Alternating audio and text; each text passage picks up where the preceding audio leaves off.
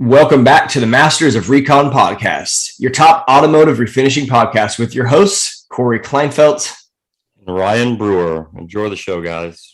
Welcome back to the Masters of Recon podcast. Today, we are very excited as we continue pursuing the knowledge in the collision PDR, the collision industry and how PDR fits into that. We've invited Jordan Hendler on from CIC. She is the organizer of CIC and has been involved with the organization since 1998 when her and her dad both were a part of, I believe, starting it. They've been around since the very beginning of 1998. So welcome to the show, Jordan. Super excited.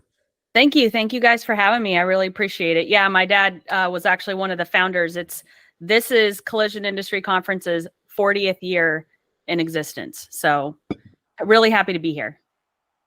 So to start it off, obviously CIC, Collision Industry Conferences. What do you do? So Collision Industry Conference is a forum. So it's an open forum, open dialogue meeting. It's not the traditional learning environment that most people are used to. So Collision Industry Conference has meetings 4 times a year throughout the country. It could be in April and July anywhere. This week, we just came off of meetings that happened to be held in Richmond, Virginia, which is where I'm from. And we had a full week of also related industries, related organizations having their meetings as well, even. So in Collision Industry Conference, it's made up of about 12 to 14 committees on every subject you can imagine: human resources, estimating, repair planning, emerging technologies. And what they do is they bring in presentation materials, special guests that are, subject matter experts or experts in the field, or they have these panel discussions where they're going through current industry issues, trying to understand more, shed more light into things. And at the national level, the coolest thing about it is every segment's represented: repairers, insurers, vendors, PDR folks, suppliers of products. So you can just imagine, 400 of your closest high-level peers in one room together, really literally hashing out issues. But one of the other things is every single attendee has the right to go up to the microphone, ask questions, incite further dialogue, incite further issues to bring up to the body. They can ask their own questions. It's pretty amazing to see, a VP of an insurance company versus, a small, 1 or 2 man operator have the same right to speak in a room of that caliber. So that's like the really Reader's Digest version of what CIC is. What it does too. Sometimes we have work products, right? We have things that are best practices that come out. It's not very often, but it does happen where the industry feels very passionately about a certain topic, and they'll come up with these best practices to share. And so we'll post them up and get those proliferated throughout the industry. Can you think of one? A best practice that came out of? Yeah, there was even it used to, so I'm gonna bumble a tiny bit without looking it up, but I believe it's like the minimum qualifications for a Class A collision center was one of the things. It's kind of gone through a couple iterations, but hey guys, here's the basic things that you need to have in order to say, hey, I raise my hand as a shop, because as you guys know, there's no licensure pretty much anywhere, right? There's no lifeguard at the pool here, so. It's just kind of, even carriers. How do we know shop from shop? How can we tell who's doing it right and who's not? What are some benchmarks we could look for? So there's things like that. Those are all collaborative efforts, every segment. It's pretty amazing. It is the Wild West, and we're very aware of that. Yes. There's definitely benefits to that, I think. Yep. Can you give us your opinion on the benefits to being self-regulated and the downsides, if you can? Sure. Have some? So here's the ups and downs in my opinion, and I know how to this one. Perfect. So the positive is no one then is, right, going into shops and coming hard down on them. But the converse is you have a lot of operators who don't have any of the equipment necessary to fix a vehicle of today. probably in the last 20 years, I'll be honest. Since 2002, they probably shouldn't be touching them. We got a lot of cinder block paint booths. We got a lot of, I don't even have a frame machine. I don't even have a spot welder. Why are you touching a car? Right. Yeah. So in my opinion, there is a minimum, but those guys are under the radar. So if you were to implement these regulatory bodies, well, they're going to go to the most visible ones who are more likely to be doing it right already. Yeah. Right. So it's the people. So there would be good and bad with it. And I've even seen where, like, Nevada, for instance, had a Class A, Class B, Class C rating for shops. They're one of the few states that tried to do this. And it really kind of backfired. And this is what we would worry about. It backfired in the way of, well, then carriers would say, well, all of we're going to call them easy repairs. They say, we know them as to be the most profitable repairs, right? The smaller the repair, more profitable it is. Those huge hits, they're morale killers. They can have a lot of complications and comebacks. Mm-hmm. So the problem was then the really, really good shops who got the Class A certification. Got all the freaking knob drives. Yeah. Yeah. So careful what you ask for. But it does seem like there could be a minimum bar here somewhere. For sure. Right. Obviously jump in whenever. But why 2002 specifically? Did you pick a number? So it's about that time. So people always think, oh, it's just the last 4 years, right? Oh, it's just the last 5 years. But like ADAS, it's all the electronic equipment, basically. Yes. Is what. Yeah. Vehicles that have lane departure warning. Yeah. If you don't know how to reset that, get out. Yeah. Like you are not in our industry. There it is. There it is. Podcast over, guys. Yeah. That's all you need. Well, how about we don't say get out? How about we say get better? Get yourself educated. Yeah. Understand what it means to say, oh, it's a 20-year-old vehicle. It's no big deal. You put your wife and kids in it. How are you gonna feel then? Yeah, for sure. When it doesn't tell you the car's over there with the little light. That's it, right? It's all it takes. Yeah. And we were chatting a little bit before, Ryan, and you can enlighten me too, because I was a few minutes. You guys were already chatting when I came in, but not everyone's doing that. And not everyone's doing those things. No, you want to hear an interesting tidbit from this week, which I thought was one of the huge takeaways. Yeah. So tell them this week you had one of the 4 conferences, right? Yeah. In Virginia. Cool. Yeah. So we just came off that conference that was here in Richmond, Virginia. And a lot of discussion was around electric vehicles, and then a lot more around ADAS. ADAS is one of the tsunamis in our industry, right?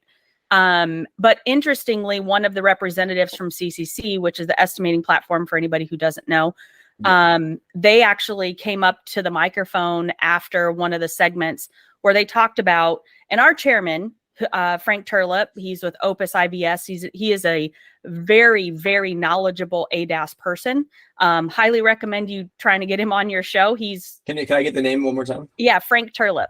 I'll get you his information for sure. Great. But he would just came up in his opening comments and was like, guys, we suck. Like, we are not recalibrating. We are not doing the diagnostics. We should be on the front end. And then therefore at the back end becomes this huge issue, right? Car's ready to go. Promised it delivery for Friday, which is another mistake we could talk about later, and then all of a sudden it's like, oh, it's got to go to the dealer, or we're going to do it in-house. Either way, right? Yeah. But then it's not done. And then there are questions of who's doing it right and wrong. But the CCC rep came up to the microphone and said, hey, guys, you should know a lot of the initial estimates don't even include the diagnostic scan. We're seeing it show up on supplement 2, 3, 4, 5. Whoops! 6, it's like basically 7, lots of whoops. 8, yeah. Like he's like all the way to 10. He goes, I want you to hear that dramatic count, because if you didn't know that on the front end, you're definitely going to have you are now delaying the claim. It's your fault. We can't always blame the carriers. Yeah, 100%. So for those that don't know, ADAS, I'm pretty sure, is Advanced Driver Assistance Systems. Is that right? Mm-hmm. Yes. And as we all know, with cars, that's only going further down that road, obviously, as things become even closer to self-driving. I have like a 2020 Expedition. That's not even, I mean, it's a nice car, but it's got the lane keep. It'll push you back in the lane. Like even, I mean, I would say like a standard vehicle, the mom car, and it's got all those types of things. So I'll throw myself out here and say, one, I've been behind on this, although the last year and a half or so, I think I've gotten to here. Let me ask you if I have. For me, I'm very small business. Most PDR companies under $1 million a year, probably under $300,000 a year if there's one person. What I'm doing, especially with insurance claims and jobs, where basically my criteria is if I'm taking stuff apart on a car, whether it's a door, a mirror, a lift gate, or something. Hail, obviously everything. This is guaranteed because you're taking stuff apart. If I take something apart on a car, I do a pre-scan and a post-scan, and my goal is to make sure that they match. If they don't match, I in-house don't have the capabilities to figure out how to solve that, but then I would send that out to get fixed, or bring one of the those types of companies in to fix it. Is that like the bare minimum? Get a scanner, pre-scan it, get the codes. There's apparently, this is what I started doing. Every car has error codes, like dozens of them, and I'm like, what the heck? That's new for me. And then post-scan it, and if they're the same, I'm good liability wise. No, I have to fix every code on that car, even. No, I so see you shaking your head. You're like, no, yeah. So here's the problem, right? Yeah. So Teach me. You touch the trim panel. Especially when you talk about like mirrors, handles. Yeah. If I took a door, if I gutted a door, right, trim panel off, mirror off, glass out. You're for sure recalibrating that vehicle, for sure. Like all those mirrors are smart, right? Yeah. So, and that's the other thing. There's things in that door, like the sensors, the radar, all of that stuff. And they're all over the vehicle now. You can't say, oh, they're just in the front. It's not just front collision warning anymore. Yeah. They're the whole vehicle. And again, I don't want to speak rudimentary, I just want to speak plainly to everybody that could possibly be hearing us right now, right? Yeah. So when you do a pre-scan, so let's talk about that. And I am not a subject matter expert, so I'm gonna like put my asterisk. I am not an attorney. More expert than us. Yeah, fair. But I don't work on the cars day to day. I work with the shops at like that 10,000 foot level, but I'm going to tell you what I hear every day. So what I hear every day is let's even say you had the super nice snap-on scanner, right? That is not going to get everything. This is like your pull-in scanner. This is your pre-repair, pre-diagnostic, right? That's the one that's suitable for that. And I think people also would need to understand one part and component of this, which we hear a lot, is the dummy lights on the dash are literally dummy lights. Yeah. Oh yeah. I've learned that. Our industry, we shouldn't care. Yeah, if it's on there, that's one thing. But if there's no errors on the dash, that does not mean that you gave that car back right. Rescanning it at the end also does not mean that you gave that car back right. If you pull I'm sorry, I asked you.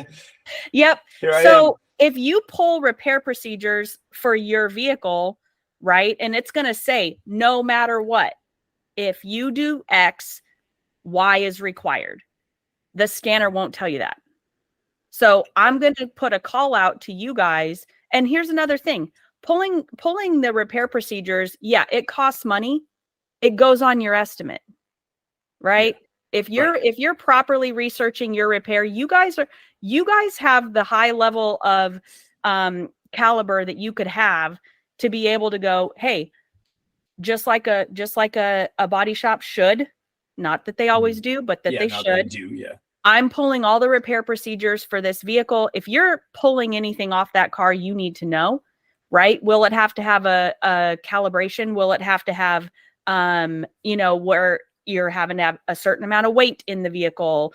Will the seatbelt be in or out? Will you have to drive a certain distance when you're doing it? Because some of them require a moving calibration, right? There's all these aspects of it that if you know up front and you document it, and just think, how much does your customer trust you when you have Honda on the top saying, hey, this is what Honda says to fix your car right.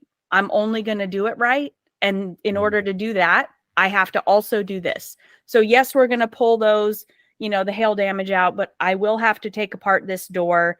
I will have to do XYZ, but it will require a calibration so that when Miss Jones, when I give you your car back, it's going to be fully back whole and you will be able to trust your safety system. Safe. Yeah.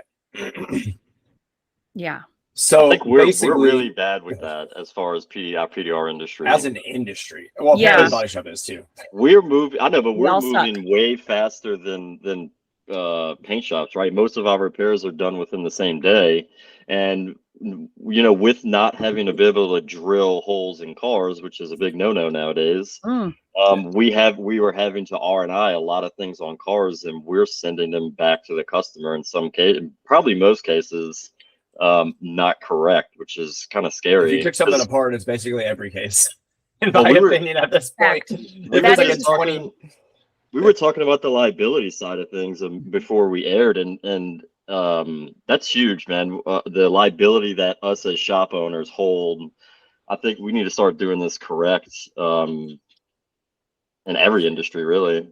Yeah. So for all the, and with paintless dent repair, maybe we can educate you a little bit, Jordan. I mean, it's one. There's guys out there that'll fix a door ding when you get really good. You can fix a door ding for in 5 minutes. Let's just be honest. It's very possible, or a bigger dent in an hour.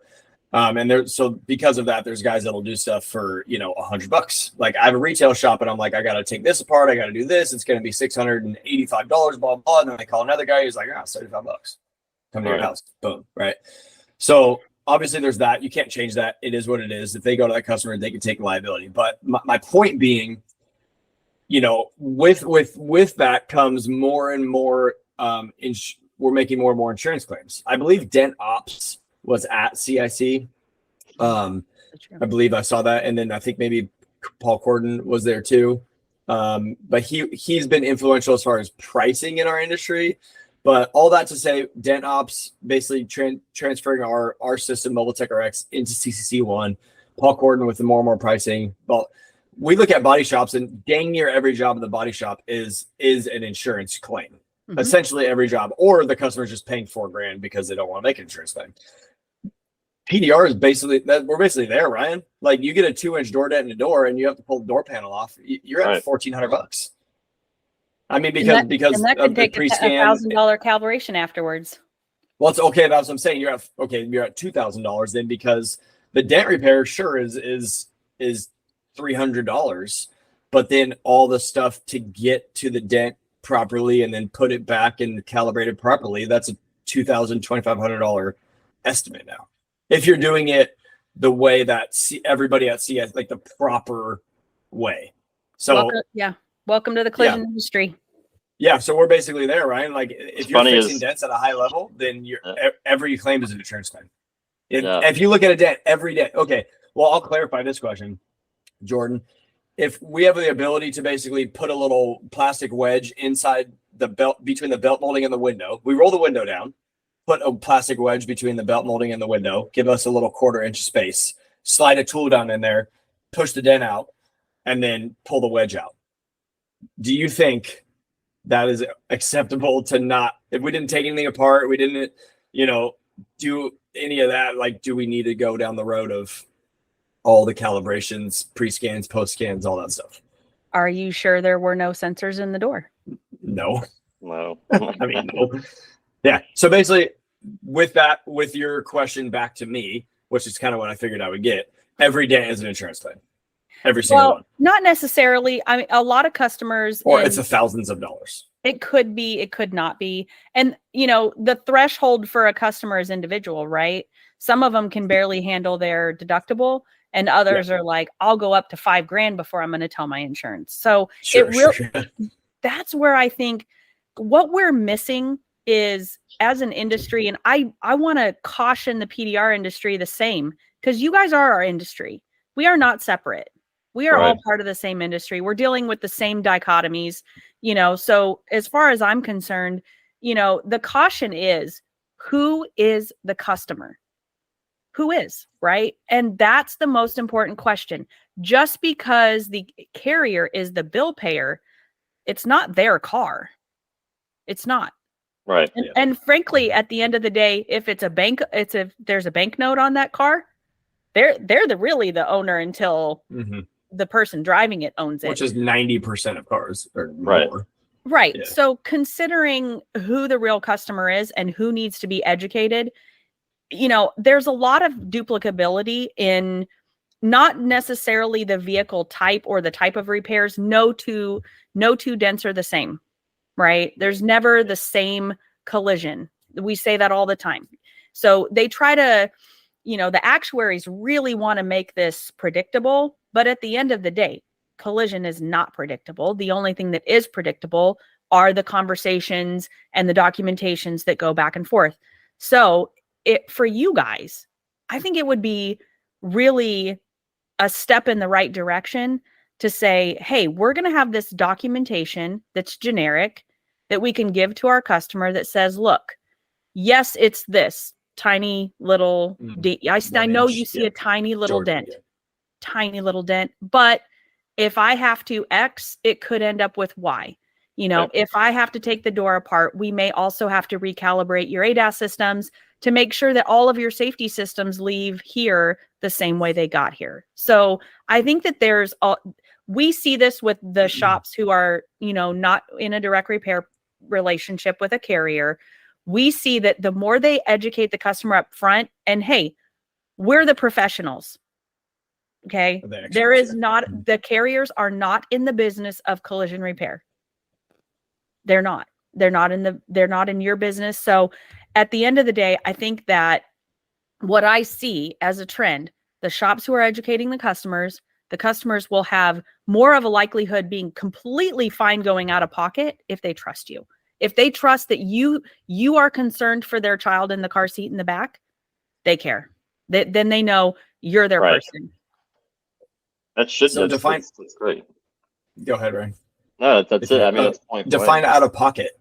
Like you're talking about deductible, or you're talking about above what the insurance carrier won't pay? You're going to write an estimate that says, hey, it's going to cost me $300 to do this dent work. But if, let's say that you're pulling apart a door. So now you're a collision repairer, right? Yeah. So you're as soon as you start dismantling things, you're in that side of the fence. So once you go to do that, it's a matter of, hey, we want to document everything. We want to make sure that up front, right? We want to know, hey, if this is a Dodge truck, we want to know what's it going to take to recalibrate if I have to pull the mirror and the trim panels and gut the door, all of that stuff. And then you're going to give it to the customer up front. That is the goal. We have to slow down, stop, take a second. I know you guys are in like the hurry, get it done mode a lot of times, dude, right? That's For sure. Yeah. Everybody is. But when you have a standard process, you're going to come up and say, okay, if I have to take apart anything, this is what it's going to be, and it would be better if you knew before you touched it, right? Because this might be a job you don't want. Right. What if it's not profitable for you? Because it might be that, hey, if I walk up to a job and I can pull the dents and walk away, I have much higher profit margin on those jobs than the second I open that door up to take it apart. The second you take that door apart, this is just our perfect example for this conversation. Right, sure. Yeah. But the second I went and took something apart, now I'm in a collision repair situation that is a totally different dynamic when it comes to the calibrations and diagnostics and putting it back together. And now you're in an insurance claim situation, but you're starting out behind, because in a repair shop, they're going to schedule that repair plan, right? They are going to dismantle that door and know exactly what it's going to take to fix it. And then they're going to say, Miss Jones and XYZ Insurance Company, here's our repair plan. You let us know if it's good. The car's still sitting there, right? You guys have them in the driveway in some cases, in parking lots, and hopefully they're in your facility when it's possible, but that's not always possible. So more and more we're going to retail locations, and this is the reason why. I mean, the amount of guys I can think off the top of my head, me including, although I have a retail facility now, and basically my threshold is if it's an insurance claim or if it's over a certain dollar amount, I'm like, I don't do mobile on it. I just don't. I don't carry everything I need to. Apparently, I don't even have everything I need in the shop to do it. To be honest with you, at this point, but my threshold is high. I could think of dozens of guys who are doing ridiculous repairs that would blow people's minds in a mobile setting, taking stuff apart, putting back together, and saying, I don't know personally if they're, post scanning or anything, even, but I know they're not recalibrating. I know they're not doing that for sure. There's still an option for them. There is still the option to say, hey, I've taken it this far, but your vehicle is going to have to be step B, take it to, it has to go to the dealer. It has calibration to be facility. Yeah. But how would your customer feel if you did all that, they pay your bill and they were like, oh, I didn't have to turn it into my insurance company. And then they show up at the dealer and find out they have a $2,500 calibration. Right. Yeah. Are they going to want to stop who are they calling? Yeah. You. But if all of you do tell them and say, hey, my repair process is I do this and fix the dent. I don't handle all the recalibration. My recommendation, written down with signatures on it, is take it there. It could cost anywhere from $1,000 to $5,000. I don't even know how you quote that. It's going to be a lot of money, but it's going to be the right thing to do. Yeah. If you want to make an insurance claim, I'll handle all of it. Essentially, is that? I mean, then we're not all okay. You don't even. You're like, yeah. No, I'm just concerned at how. Like, if you know it's going the carrier route, you'd want to be in on it from the front end. That's the thing. That's what I'm saying. If you, dynamic. Yeah, right. That's what I'm saying. Every dent now, it's like the more I think about this stuff, and I talk to Billy, Brian, and I talk to others. Every dent's an insurance claim now. It's in the insurance claim numbers. Basically, in my head, that's over $1,000, where majority of people's deductibles are, and they start talking about like, oh, well, maybe the amount of people I said like, I don't want to make an insurance claim. And I'm like, well, let me look at it first and give you a number, and then you can decide if you want to. And then I'm like, it's $3,700. And they're like, actually, I do want to make a claim. But you have to back that $3,700 up with which Jordan's saying is with acknowledging the customer on why it's going to cost that amount of money, because and that's not even scanning thousands of recalibrations either. Like, to be honest. Yeah. But we asked for this as a PDR industry, and I we did. That's good because we're like, look, we want to get into the insurance world and start. Yes, we're still saving insurance companies money, and we're doing repairs in a timely manner, and we're saving. Well, we're still saving the factory finish. There's still a lot of benefits to paintless dent repair, but I think we have to do the correct repair process. I really like the word repair plan. I'm sure you guys use it in the collision industry a lot, but I think we have to have better repair plans in the PDR industry as well. Sure. It's that opportunity to really take that step back almost and know what you're getting into, because I mean, that's the most important thing, right? Hey, if this is over my head, I don't want the car apart and figure it out. Right. I don't want to hand the keys back to Miss Jones and her go, hey, now X isn't working anymore, or now I have this dash light. Like, these are the things that you can mobily pull up the factory repair procedures. Yes, it might cost you an access fee, but how much more will it cost you if you take it all apart and then find out, oh my gosh, it's going to take all this calibration stuff. I actually can't put it back together. Or, there's all these other factors.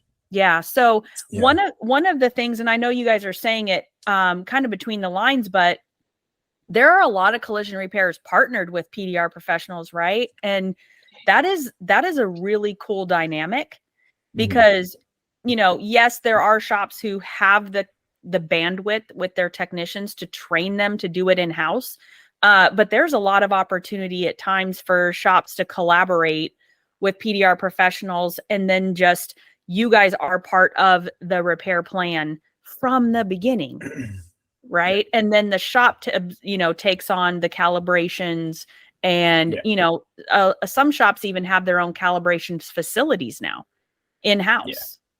Do you see a lot of PDR techs in-house with collision centers? I know very, very few. Not a lot, but the higher end facilities, they are doing it. And that's where they're subcontracting at least, right? Yes. That's what most of us, I mean, anybody listening to this podcast, I would assume, contracts with body shops. I would imagine They should. to some extent. Yeah. Yeah, that's the best. That's the best. I mean, that's a good spot to be in. If you can get retail pricing through insurance at body shops and then not have to do all the others that were, who knows even if they are, but there's a debate there. Have to.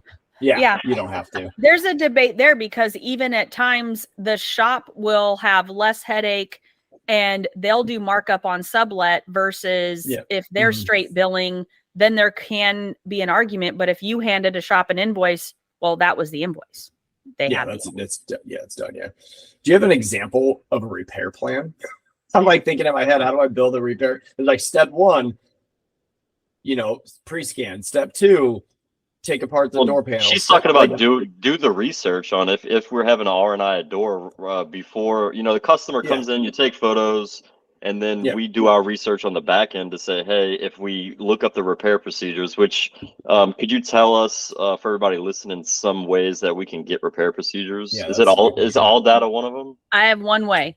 The easiest location for manufacturer repair procedure access is OEM1stop.com. And that one is a number 1. Mm-hmm. So that's like a plain one website, all manufacturers listed. The links go straight to their repair procedures access pages. And again, not free, but if you know that up front, well, it's part of your charges, right? So it's like, hey, research should not be free. If you're working on that car, it should not be free. And that's the thing that I think a lot of people miss the mark on too. And I know we haven't done an antitrust statement. So again, these are all for your informational purposes only, right? We're not saying that everybody should do X and Y, but there are a lot of, like All Data is a great example. Like that's an access point for repair information.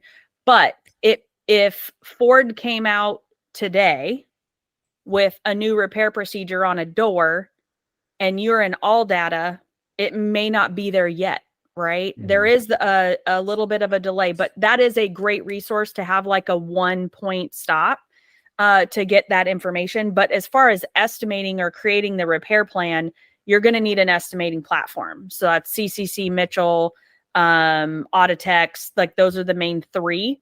That access isn't free either. So these are costs of doing business that you would need like to consider. Additional word.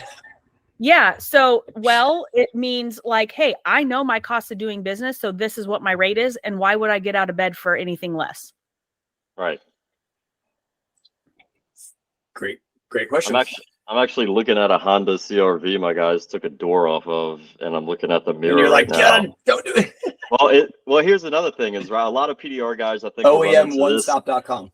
Well, we're doing, this is for a dealership, right? We're doing dealership, and obviously we know they're like every other person. They don't want to pay the money for anything. So how are we supposed to do sound repairs for dealerships like this car here? I mean, I feel like now before we put the door back on, I have to do all this research to find out if it's going to need an 8-ounce calibration. Obviously it is, because I'm looking at the camera in the bottom of the mirror. So now their repairs go from a couple $100s to maybe a couple $1,000. So how do we do that? Which is so I assume this is dealer collision center, or is this like a this new is car? Like a used vehicle, used car. Can I add a layer to that too, if that's okay? Maybe you can answer all at once. Because I meant to ask this earlier. You bring a car in, a dealership car that some person traded in, released all their liability on it. Then you go to fix it, and you're like, shoot, now I have to do it. But you told me also, and rightfully so, that if I pre-scan and post-scan and they're the same, doesn't matter. Now, if you pre-scan that CRV, are you supposed to fix all the things that were previously wrong with it up until the point that you touched it? So now the used car, no, okay. I would say now the used car is like, oh, I took the door off and now there's all these problems. I got to fix them. Well, when did the problems occur? Did you cause the problems, or is it because it has 60,000 miles and it been in the body shop twice and no one did it? Right. Correct. So anyways, if you could answer all that, like how do you approach a dealership that's used to getting dents for $250, $300, and now we're like, you could kill somebody unless you pay us $2,500 to do all that. Yeah. Right. Yeah. And some dealers, here's the scary. Some dealers don't even know what they don't know about the calibrations, right? So, and some of them don't they're not even repair have facilities. They right. And they might not realize, hey, this, sales is separate from service, right? There's like a wall there. They don't even talk. So what you're going to have to say when you return that vehicle back is, hey, this needs recalibrated, or you have that conversation up front, like, hey, we've got this vehicle. We pulled the repair procedures. We know that it's going to need X calibration. Are you guys going to be doing that when it comes back to you? Because that's going to be part of the repair. So it's all, in my opinion, it all comes down to transparency and communication. Like, you don't make promises you can't fulfill, right? Lawyers never say anything or ask a question that they don't know the answer to. And our industry should be no different. We shouldn't make repair plans on things that we don't actually know the answer to. We don't know what's inside that door until we're in there. So that's why, if you get the customer authorization, now you guys are talking about a situation that's with a dealer. So that's where they're your customer. Right. Hey guys, in full transparency, we go to fix this door. If we have to take it apart, it could need a recalibration. Are you willing to do that, or are we not taking the door apart? You make the call. Right. But it's no longer a certified. If you remove a taillight out of anything that's 2002 or more, so that's a big broad. We don't that's know. A big broad brush, right? But I'm gonna say yes. If the car is newer than 2002, 3, 4, like, you should know 2015 and newer, basically. Yeah, what's hooked on what, right? What and the other thing too is there are ways to pull the VIN, and you need to know what all of the onboard systems are and what the car was built with. So that could change. But we got here because IIHS started crashing cars and saying, oh, hey, by the way. And they just actually released a report, and they spoke about it. They came to our conference this week and spoke about the amount of recalibration that is necessary in a subsequent accident. Scary data. Like that. How many times have you pulled a taillight, Ryan, and not unplugged it? Just like move it off to the side so you don't have to unplug it. It's because you think that you're not messing up anything.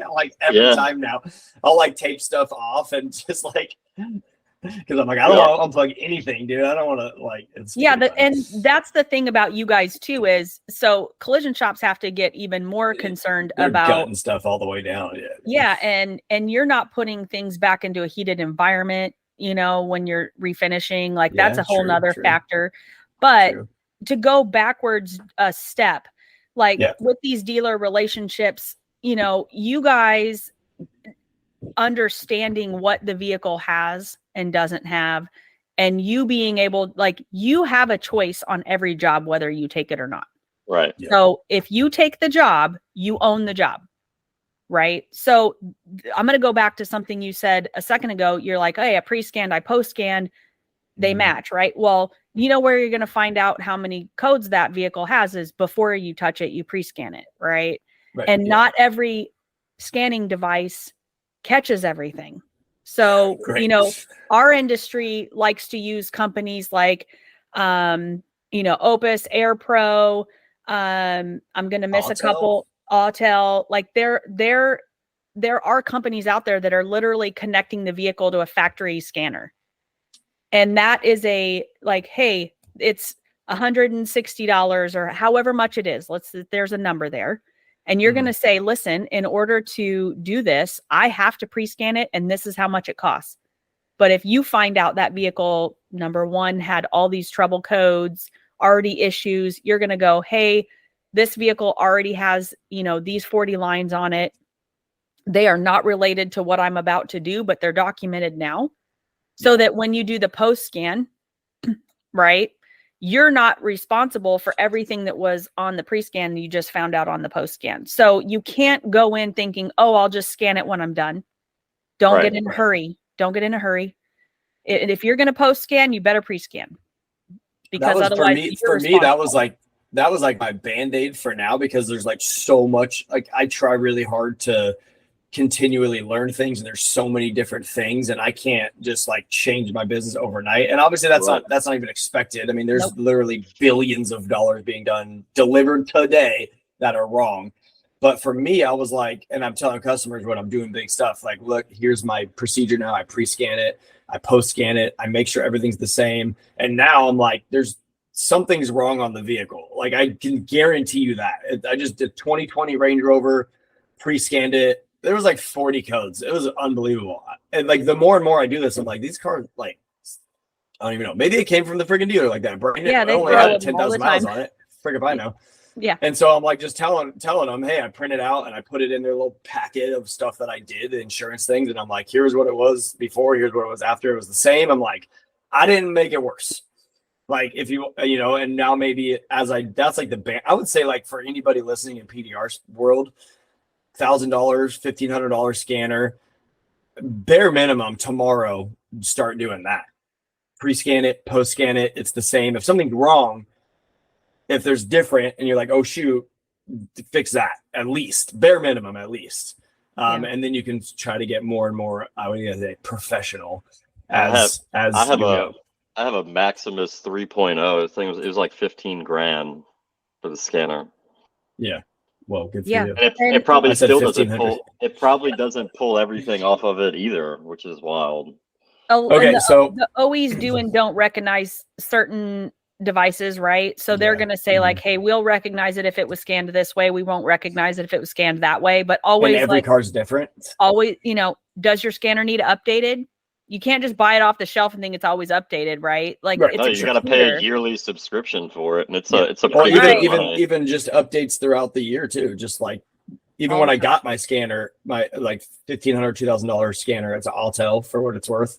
And there was like 20 updates before I even took it out, like right after I took it out of the box. And there's always going to be updates. No different than these guys.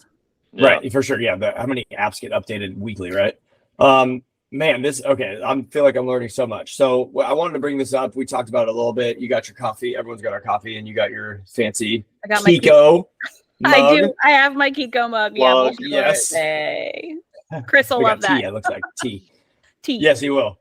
So Kiko, if anybody ever has bridged the gap between paintless dent repair and body shop, it was Chris and Kiko for sure. I'm a trainer for Kiko as a contractor, so I fly out or drive out and teach body guys how to glue pull stuff instead of welding stuff. Essentially, that's to make it simple. What have you seen? And I know they're attending CIC, SCRS, Mobile Tech Expo, every regional, which is great. Like for us, they're like a representative. I'm like, come on, Kiko. It's like kind of PDR-ish, you know?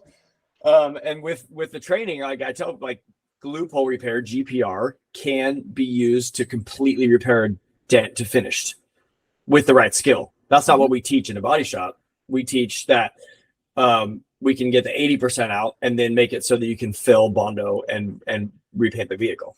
So how have they changed for a second?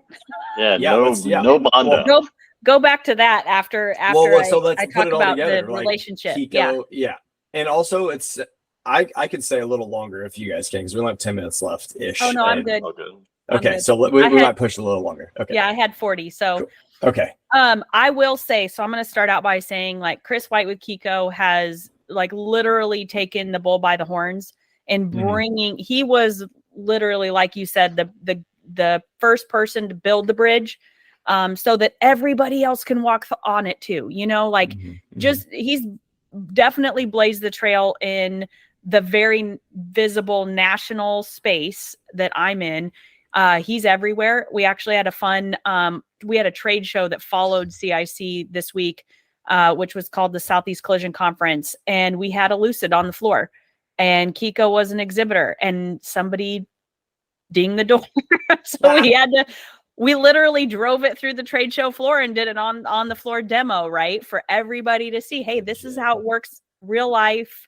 And those cars are tattletales. I'm going to tell you right now. Everything like Rivians, they are Rivians, Lucids. You move that car, the customer knows. You turn it on, the customer knows. Right. You do anything with that car, the customer knows. So that's kind of another interesting dynamic you guys should probably be aware of.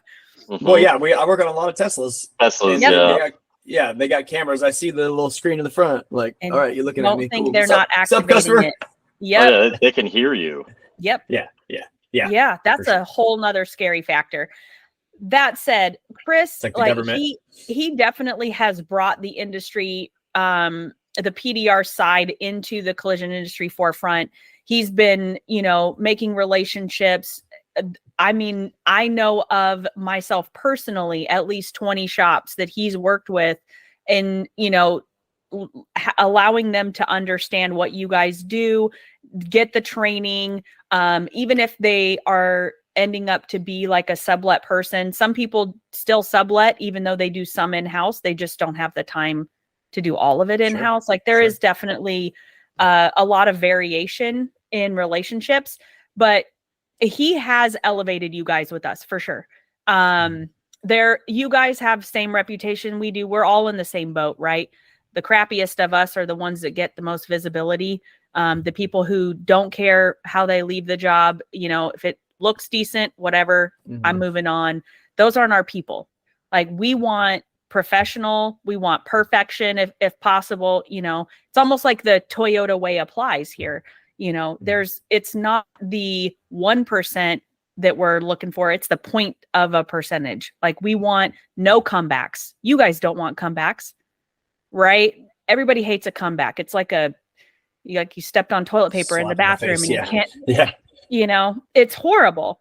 So, that's the thing that I think we could impart, for people is Chris's involvement personally is not, it's the start, it's scratching the surface, but you guys definitely have a seat at our table, as much as everybody else does, and frankly, more than some aspects of the industry. You guys should be there and you should be seeing, hey, vehicles are changing. It's a tsunami of technology. You guys are touching it every time you touch that car. You sat in the car, you started something. So at the end of the day, really, you guys should know what we know. And if you learned, if you took the time to let's go backwards or let's reciprocate the relationship and say, our industry knows how to estimate properly so that we get paid for what we do. Mike Anderson's a great example. You shouldn't be doing anything that isn't profitable. You can't lose money and make it up in volume. So, right? Like you want to maximize the profitability of every single job, every single minute that you guys are working, you want to make the most amount possible. And that's no different in the collision shop, right? So to me, it's more about how can I do this better? How can I set myself apart? Like, there's those guys that do those things. And I don't know what you guys use as benchmarks for class A versus like class D, but hey, podcast. It's a different podcast. That's fair. But we know there are differentiating factors between you. No different than collision shops, right? Hey, I have all the equipment. I have the resistant spot welder. I have the manufacturer approved frame bench. I have the manufacturer approved aluminum repair area. I have the tooling. I have the training. Those are the benchmarks we're looking for. And I'm going to train my repair planner / estimator to the highest level possible because that's where the profit starts and ends, frankly. Like if you don't have a good repair plan, you failed before you started. So to us, like if I could impart one thing, learn the estimating. If you're going to do jobs that are more, than the simple dent repair, if you're pulling apart anything on that car, then you should learn how to estimate, and you can do that mobilely too. You should learn how to do that so that if it becomes an insurance claim, hey, your documentation, your repair plan, your everything is already done and it can just be submitted. And there it is. This went from a paintless dent repair to kind of really a collision repair, but you could still handle it. You're not going to give the business away. If it gets into beyond your expertise, it really should be in a shop. Yeah. Yeah, for sure. Yeah. You mentioned the Bondo thing. Let's sort of get back to you're like, let's talk about that. Yeah. Talk about that. So, and I don't know I mean, based on the guests that you've had so far, I don't know if this comes up often, but it probably should every time. But when it comes to collision repair, especially when it comes to the ADAS, so those radars can only see through a certain thickness. Right. So even when you're talking about flexible bumpers, you can only paint them once. The second time, it has to be fully all taken off, right? There's no painting twice. Right. If you paint twice, the sensor doesn't work anymore. If you paint over the sensor, it doesn't work anymore. So what you're talking about, you put filler, and then go into the refinish process. If you are doing that over a sensor, think, how is lane departure going to work through a totally different material than it was designed for? Right. It just doesn't happen. And then you've now changed the safety system of that vehicle. And if it gets into a subsequent collision and it's found out, which it has happened before, that's on you. This, I think. Yeah. Fascinating. Mhm. Okay. Well, we don't bond though, but so the case in point, you shouldn't. PDR's better. Case in Right. point there. Even with just the unknowns of where sensors are, what are they reading through? Like, I mean, yeah, the list can go on. The list can go on there. Can I add to that actually then? Yes. That makes you guys much more critical. Right. Yes. Yeah. So Well, we talked about this with, go ahead, Ryan. You already got it. You already know what I'm going to say. So say it. With Billy. Yeah. So we talked about this with Billy. He said, like, basically, was it a Porsche fender? No, Porsche quarter panel. He said, put a little dent in a Porsche quarter panel. To do that properly, we're talking about $17,000 because to do it, like, you got to take apart the whole thing. It's all one frame down in through the trunk area, all that stuff, blah, blah. And so I was kind of probing him pretty hard. Not that he is the ultimate decision maker on it, but like, if that costs $17,000 at a body shop to do properly, like do the right way, like that Porsche, lead repair tech for the manufacturer was there, he would say this, whatever. Why can't I charge $15,000 or $17,000 to do painless dent repair on it, even though it takes me an hour? That's right. It's totally different. Yeah, it's but totally it's better. different. But it's better. Well, you can't charge for what you didn't do. Like, you didn't replace the quarter. You didn't replace the quarter. Yeah. So no, I agree with you. Yeah. You didn't. But who gets to make, because I could fix a Porsche quarter panel in an hour. I pull tail light out, whatever, in 1 hour. And I've charged $600, $700, $800 for that. It's already a ridiculous hourly wage if you're really looking at it.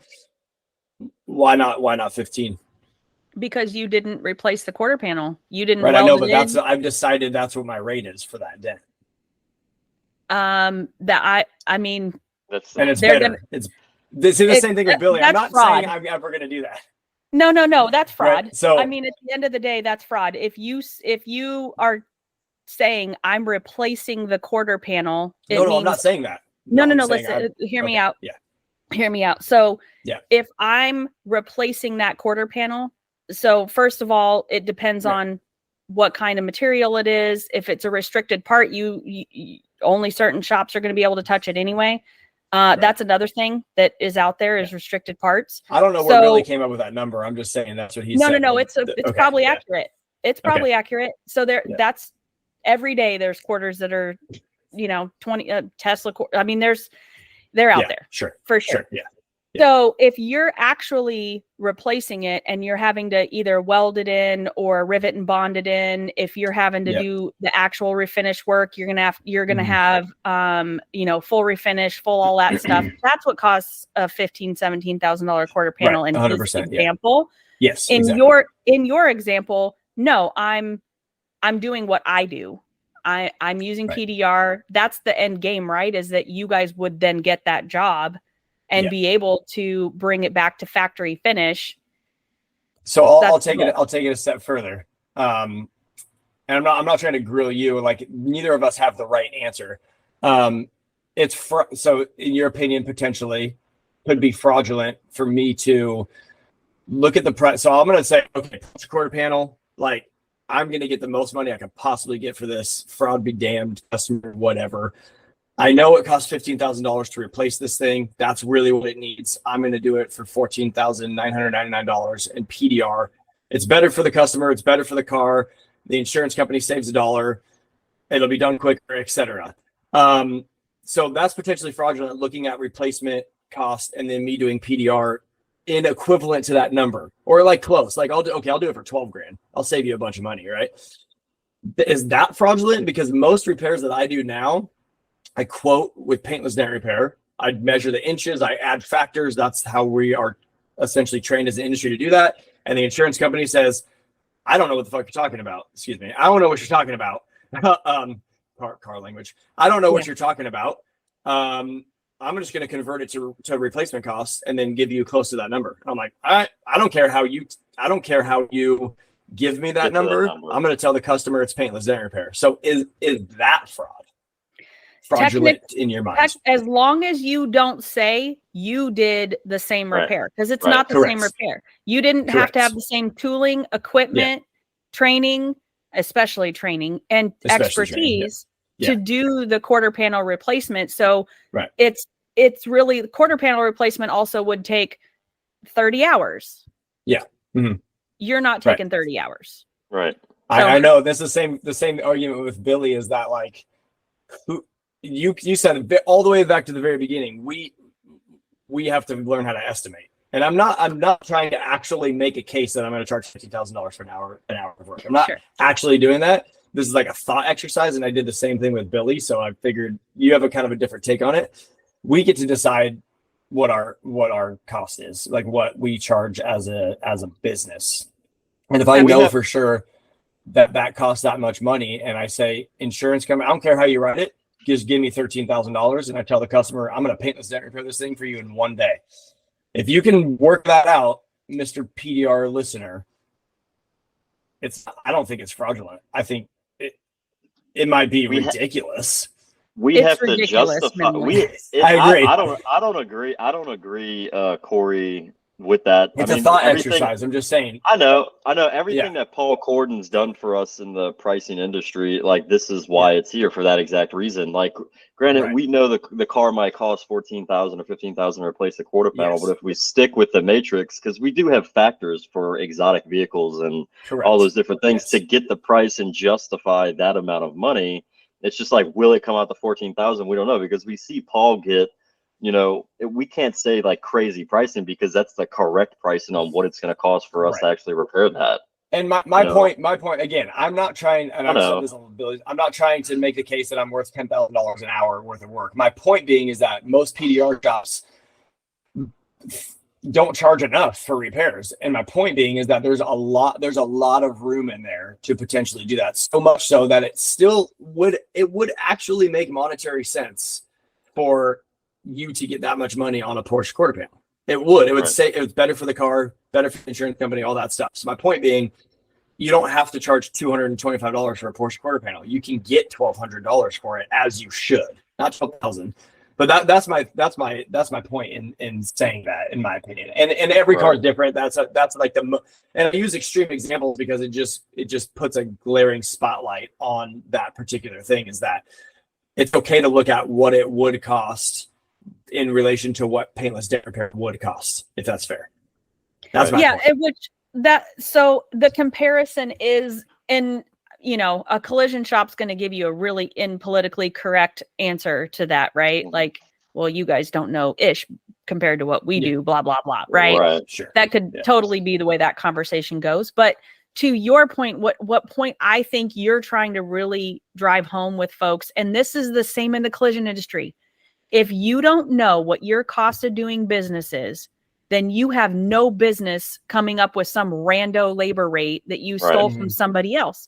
Because truly, if you're just trying to pay your bills on Friday, if you're just trying to make wage for Friday, please don't affect everybody else. That's where it's at, right? Sure. Like, you are not doing it right. If that's what you're doing right now, if you're just running your business out of a bank account and you don't know your numbers, you don't know your books, you don't know your profit and loss, you don't know equipment investments, if you don't know what it takes to like pre-save for the next vehicle, you have overhead. If you don't understand what overhead is, you need to get with your accountant. Probably not today because they're all nuts today, right? But get with your accountant, like learn these things. Mobile QuickBooks, there's even like other apps, right? But know your cost of doing business, and then you can extrapolate out what your hourly rate should be. And that should also factor like, hey, how much time do you want off? Do you want health insurance? Do you want to be able to offer benefits to future employees so they'll stay with you and be decent human beings, right? Like if you know these things, then you become the thought leader, which I think is what you guys are really endeavoring to do, is give people that, and hey, body shop industry, no different. I mean, I'm speaking to them as much as I'm talking to you guys. We say the same things. If you can't, it's kind of like goals. If they're never written down, they're not real, right? If you don't work on your business and you're just working in your business, you're going to fail.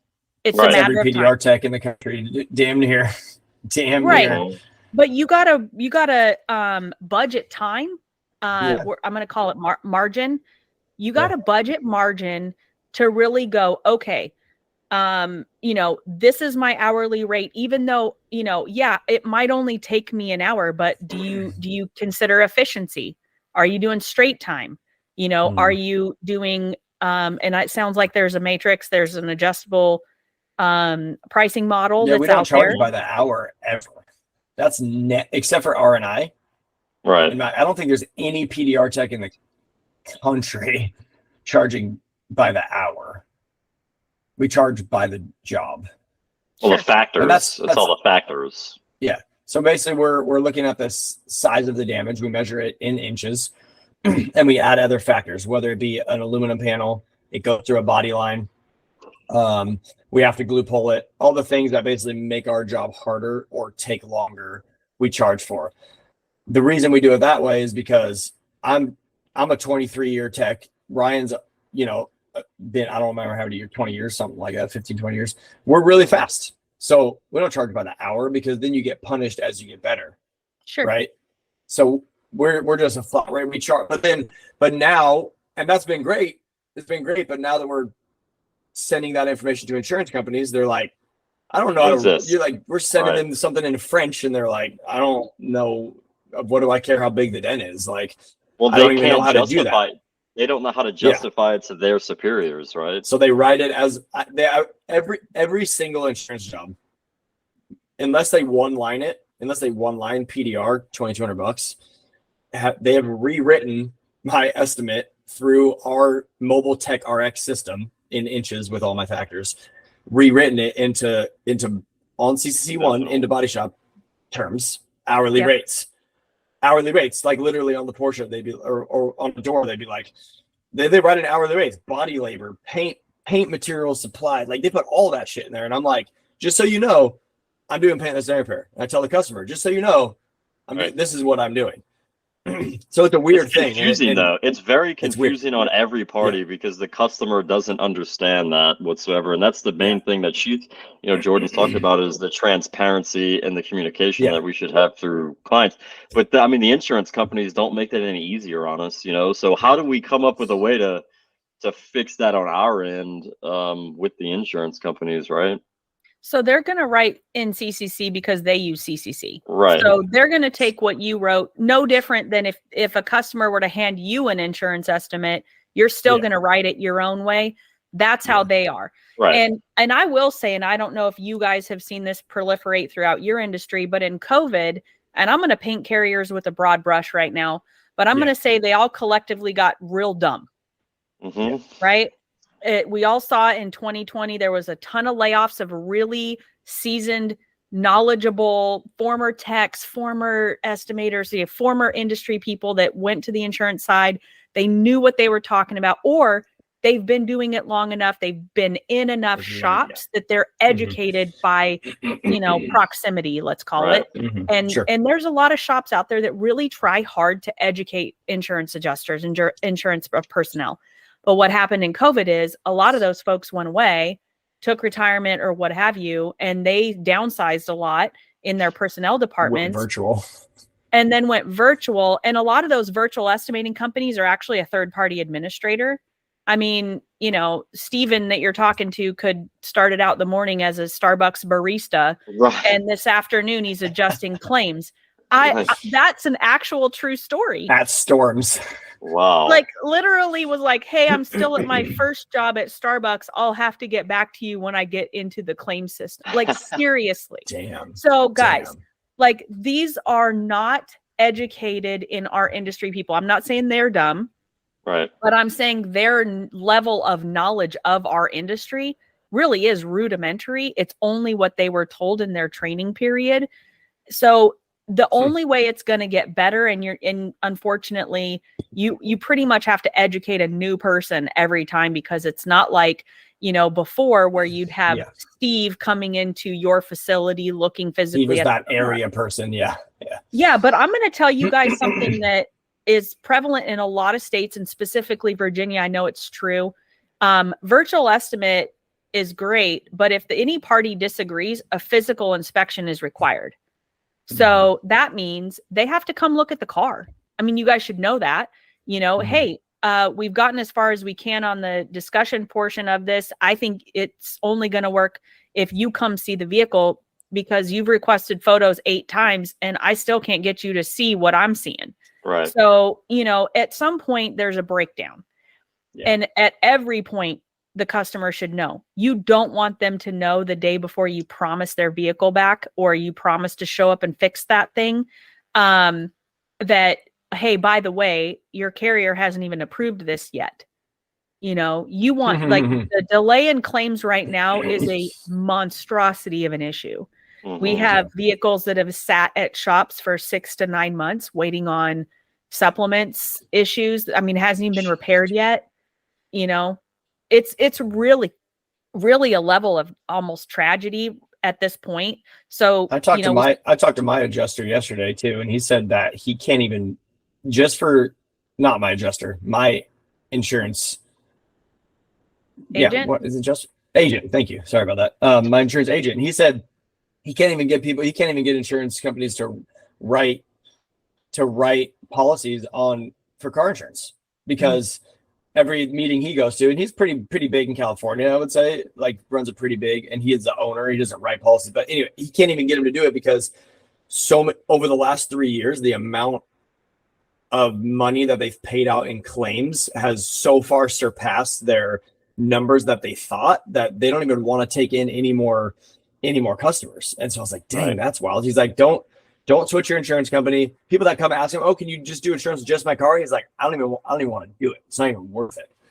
Yeah. So that's a whole different level. I know that's more like personal on the thing, but that's fascinating that there's very few insurance companies that'll literally even insure your vehicle. Maybe that's just California.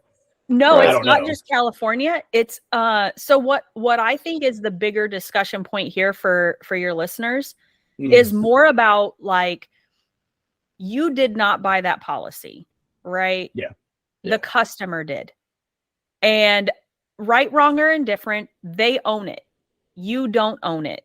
So let's take a parallel industry of service. Do you think if you walked into a Ford dealer service department and said, hey, my insurance only covers this amount, can you do it for that? They're going to say yes. No, they're going to say, dude, it's 8 hours. The part costs this, our markup's that. Like, here's your bill. Yeah. Like, right. Is what it is. Have a great day. Right. So we as an industry have taken on, because we care, right? We do care. We care about our customers. We want repeat customers. We want customers that tell other people about us. That's the whole point, right? Because a lot of us don't do a good job of marketing ourselves. That's another podcast. But, you know, I do really believe that there is a gap in, we do want the customer to feel that we do care about them. We care about their vehicle. We care about their family and their safety when they go back in that vehicle. But at the end of the day, we can't make it better that the insurance company wrote their policy to make them whole and are refusing to pay that. So there's a lot of things out there and we don't have time for it, but there are a lot of tactics. There's a lot of tactics in discussion around how to help the customer, point them in the right directions. State departments of insurance is a great place to make a complaint and get a mediation at minimum, but that delays the process. Everything delays the process. So at the end of the day, I mean, your customer always has the right to take your bill and go fight them in court, right? Like, we have this thing that we feel guilty for charging what we're worth. Right. And we shouldn't. I mean, we really shouldn't. We've had just as much training, tooling, and experience as a doctor, and they know what they're worth. And, you know, they deal with insurance companies all the time. So that's one thing, you know, philosophically and frankly, emotionally, because it can really beat you down, right? It can beat you down every day, this fight, day in, day out. Just feeling like, hey, I'm only making ends meet. What's wrong? You know, I would say most importantly, like, know your numbers, know your business, know what it takes, supplies wise, equipment wise, and your retraining. Everything you can do to invest in yourself should be part of your retail price. And definitely talking to an accountant. They have no allegiance to our industry and who the bill payer is. So your accountant's going to give you like the best insight into like, hey, you're going to look at their recommendation of an hourly rate and you're going to laugh. Yeah, for sure. Way higher, right? Yeah. And they factor profit, and you should always be, profit is not a 4-letter word. You know, profit is the whole reason why we're here. It's what what creates legacy in our families. You know, it's what creates the will to live further, take the next steps, get better, be better, show up for meetings, investing in ourselves, investing in our employees and people, and just putting that best experience for the customer forward.